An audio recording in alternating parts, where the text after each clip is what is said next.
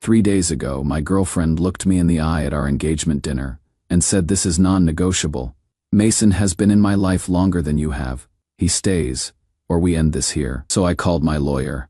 I am 33, work as a civil engineer here in Austin, and I thought I knew the woman I was planning to marry. Turns out I didn't know her at all. So here is what happened. We are at Jeffrey's downtown with both our families, 12 people total. Everything's going fine.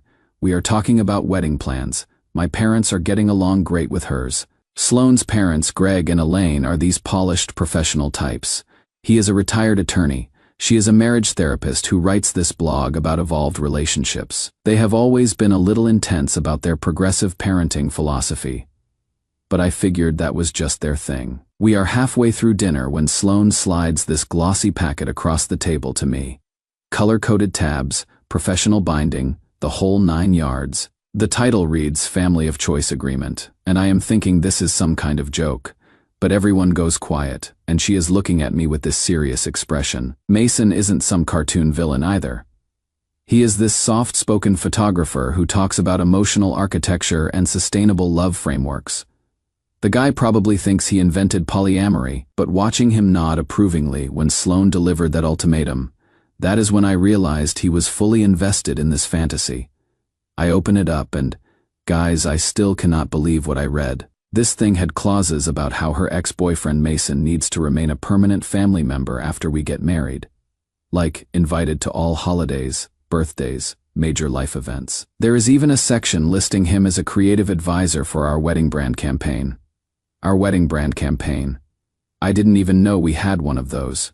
The restaurant is dead silent now. My parents look like they have seen a ghost. Sloane's mom is beaming like, "This is the greatest thing ever," and her dad nods approvingly. Then Sloane looks me right in the eye and delivers that line about Mason being in her life longer than me. I folded the packet, placed it next to my plate, and said understood. Then I stood up, thanked everyone for dinner, and walked out. Didn't yell, didn't argue, didn't make a scene, just left. When someone hands you a contract about your future children at an engagement dinner, they are not planning a marriage. They are planning a merger. The drive home was the longest 20 minutes of my life. I kept thinking maybe I misunderstood something.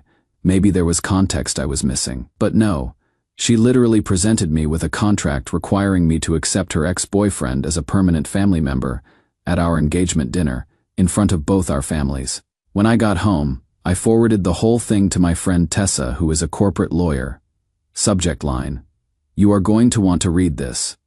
She called me back in 6 minutes flat. Her exact words were, "We are documenting everything starting now." I spent that night going through our shared accounts, revoked her access to my credit card, removed her from the wedding registry account, changed the passwords on the utilities and Wi-Fi for my condo. Then I forwarded the entire packet to my parents with one line: "I am done pretending she respects me." But wait, it gets worse. The next morning I wake up to an email from Greg with the subject line addendum to prenup draft. Inside is this legal document where Mason is listed as a godparent advisor for all future family branding and child-raising decisions. Family branding for kids we don't even have yet. I stared at that screen for about 10 minutes, then called Tessa. All I could say was, it is not love anymore. It is strategy. So Reddit, am I completely insane here? Was walking out the right move? Because Sloane has been blowing up my phone saying I embarrassed her family and that I am being controlling and regressive. Her mom posted something on her blog about partners who fear your freedom, and I am pretty sure she is talking about me. I haven't responded to any of it because honestly, I don't even know what to say. I keep going back to that moment when she said Mason stays or we are done. Like, who gives their partner an ultimatum like that? At an engagement dinner in front of both families, with a printed contract. Maybe I am old-fashioned, but I thought marriage meant choosing each other first. Not signing legal documents to preserve your relationship with your ex-boyfriend. What do you think? Did I handle this right, or did I just blow up my life over nothing? Update 1. Okay, Reddit. Well, things have gotten significantly more complicated. Tessa has been incredible through all this. She immediately started documenting everything because she said something felt off about the whole situation. Turns out her instincts were right. So here is what we discovered. Elaine, Sloane's mom, is the sole signer on every single wedding vendor contract. Every single one.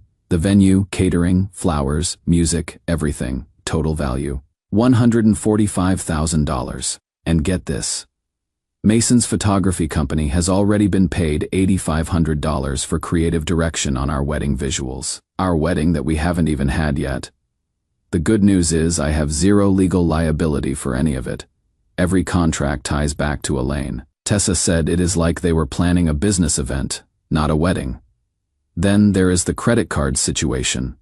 Remember how I revoked Sloane's access to my card? Well, Tessa had me pull the statements first. $6,200 in charges that violated our written agreement about wedding expenses only, spa weekends, designer dress rentals, and something called a wedding mood board studio session that Mason billed directly to my card.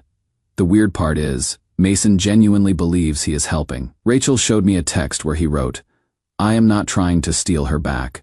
I am trying to protect what we built together."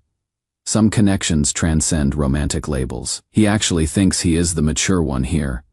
I disputed all the charges with the bank, and they froze the card pending investigation. Sloane was not happy about that. Her texts went from apologetic to furious pretty quickly. But here is where it gets really interesting. Elaine published a blog post titled "When Partners Fear Your Freedom" about a controlling fiancé who couldn't handle evolved love. She didn't name me directly, but everyone who knows us would know exactly who she was talking about. Several friends sent me screenshots. The next day, my company's HR department received an anonymous email questioning my emotional stability. Can you believe that? Someone actually tried to get me in trouble at work over this. Fortunately, my friend Miguel forwarded me the email because he works in our IT department, and he was able to trace the IP address back to Elaine's therapy office. HR investigated and I submitted everything. The ultimatum document, the prenup addendum, screenshots of the blog post, the whole timeline. They quietly dismissed the complaint and actually commended me for handling a personal situation professionally. Then something unexpected happened. Rachel, who was Sloane's roommate in college and still does styling work for her, reached out to me privately. She sent me text message screenshots between Sloane, Elaine, and Mason from the week before our dinner. They were literally planning to stage that conversation about boundaries so that if I backed out, I would look regressive and controlling Tessa's response when I showed her.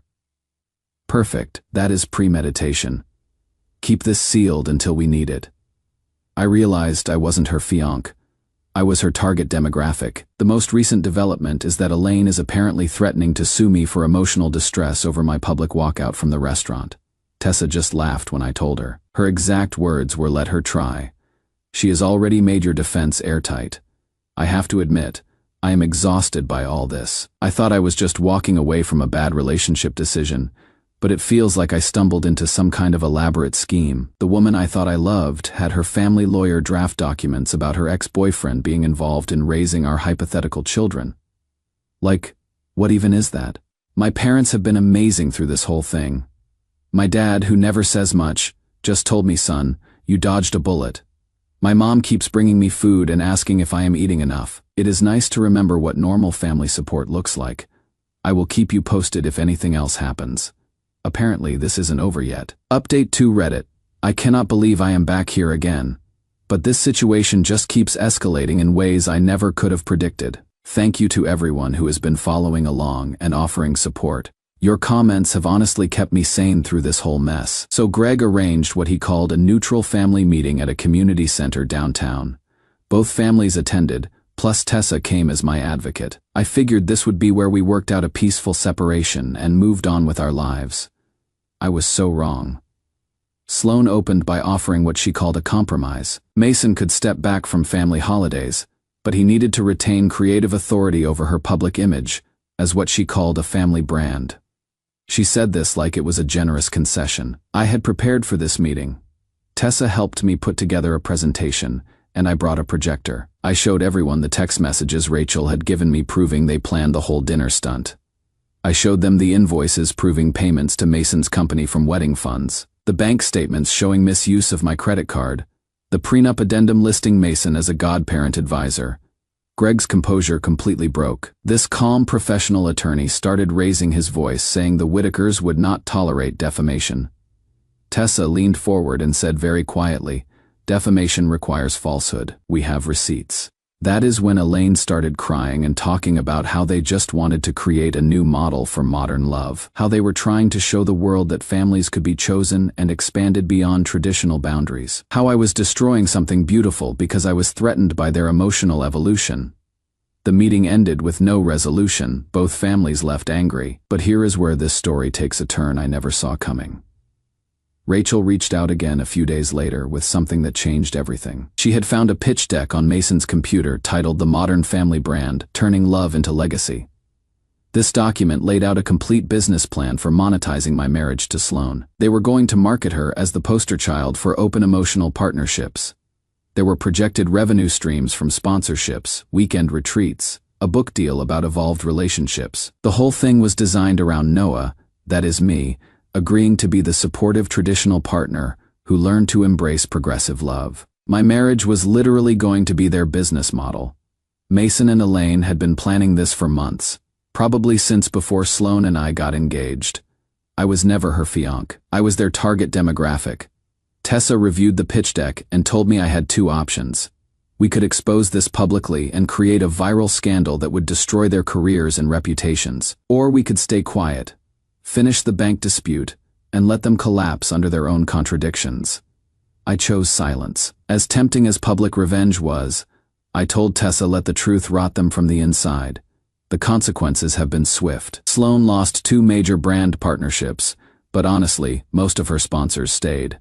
The influencer world is pretty forgiving if your follower count stays stable. She is still posting, but the comments section tells a different story. Mason's photography studio lost 2 major clients after screenshots of his co-parenting brand pitch somehow made their way to potential customers. Elaine's blog is being flooded with comments from people asking when they get to invite their exes to Thanksgiving. 3 weeks after our family meeting, the Whitaker's attorney sent me a draft lawsuit for public humiliation and breach of emotional contract. Yes. Emotional contract. Apparently that is something they think exists. Tessa's response was to file a cease and desist along with an anti-slap counter warning for defamation. She also delivered a complete chronological timeline of events: the dinner stunt, the blog post, the credit card misuse, the business pitch deck, everything. I am waiting to see what happens next, but Tessa seems confident. Her final message to me that night was "Don't blink.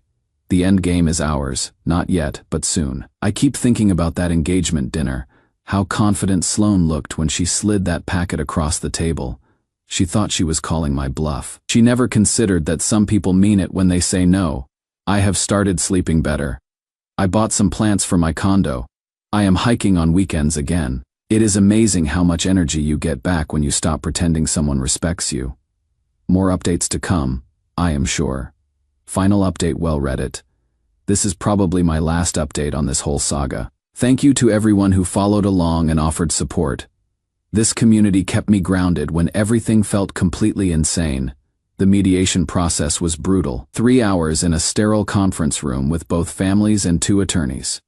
Greg tried to paint me as an unstable partner who couldn't handle evolved love concepts. Elaine kept referring to Mason as family infrastructure.